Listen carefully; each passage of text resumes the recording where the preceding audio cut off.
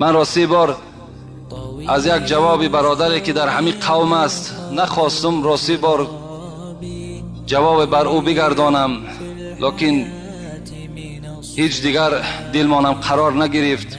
ما یک جمعه پیش سوال جواب داشتیم و از ما کدام برادری سوال کرد در مسئله سال نو، قید گرفتن سال نو.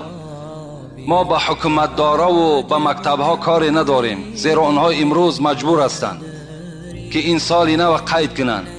لیکن در خاندان مسلمان کی مجبور میکند که مثال سال نو قید کند؟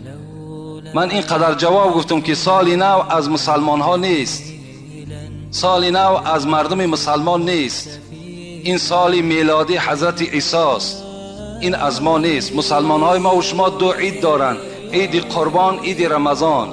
عید نوروز هم باز از عید سال نو دیده بدتر است، اونم از ما نیست. اینا کتاب میگوید، ایرا فتوای مفتیات در دست من 2 ورق است. لیکن اون برادر از ما خیلی ملال شده است، حتی در همون خطش یک دشنام های قبیح هم نویساندن و دعای بدم کردن. میلش، اگر ما ارزنده باشیم، اگر همون دعای بدی تو اگر نزد خداوند خوش بیاید، میلش ما هم قبول. لیکن من به شما همین قدر میگم که حضرت مولوی جنون میگوید به زینهاری بسد زینهار، زینهار زبان از رنجش مردان نگه دار. همان قوم برافت مبتلا شد، ز آزار دل مرد خدا شد.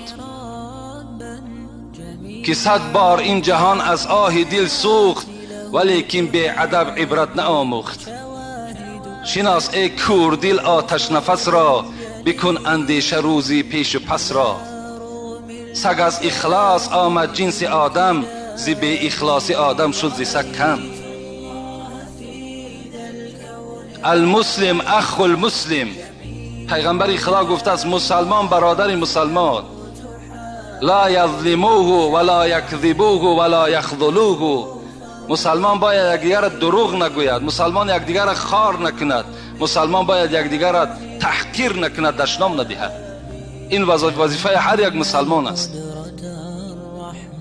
لیکن باز میگم کدامی که اگر در خاندانش سال نو قید میکند، وای هممون دین عیسوی ده است، این جای پوشیده نیست. برادر گفته است اگر در شما تشویش نشود شما این جواب بگین. لیکن پیغمبر خدا میگد اذا رأى منکم منکرا فلیغیر بیدی. شما یک کاری اگر غیر مشروعات، غیر اگر شریعت در کجایی که دیدین، با دست خودتان تغییر بدهین. فإن لم یستطع، اگر به دستان نتونستین، فبلسانه، به زبانتان او را تغییر بدهین. فإن لم یستطع فبقلبه و ذلک اضعف الایمان. وقتی که اگر زور شما به دست نرسید، به زبان نرسید، با دلتان همون عمل بد ببینین، این ضعیفی ایمان شما را نشان میدهد. ما به دلم بد نه، به دست منم نه، لیکن به زبان گفتیم و ما نزد خدا مسئولیم. فردا از این قومی که 500 نفره و 1000 نفره در نزد خداوند جوابگو هستیم. قول الحق و این کان مرا، حق بگین اگر چندی تلخ است. گفتم پیغمبر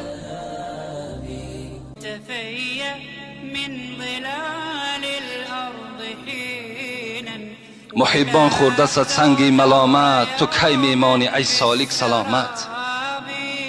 به ذکر حق کسی که کرد آهنگ، ز هر سو نوکری شیطان زند سنگ. ز هر سو می جکد سگ بر سری راه، نظر بر سگ مکن رو سوی الله. حضرت مولوی میگه دی سگ ها در همه دنیا پر هستند، اینا جکیدن میگیرن. هزاران کاروان رفتند دو دو، هنوز این سگ ها دارند او او. این کاروان ها رفتن میگیرن، سگ ها جکیدن میگیرن. این یکی سگ از سگ های خداست.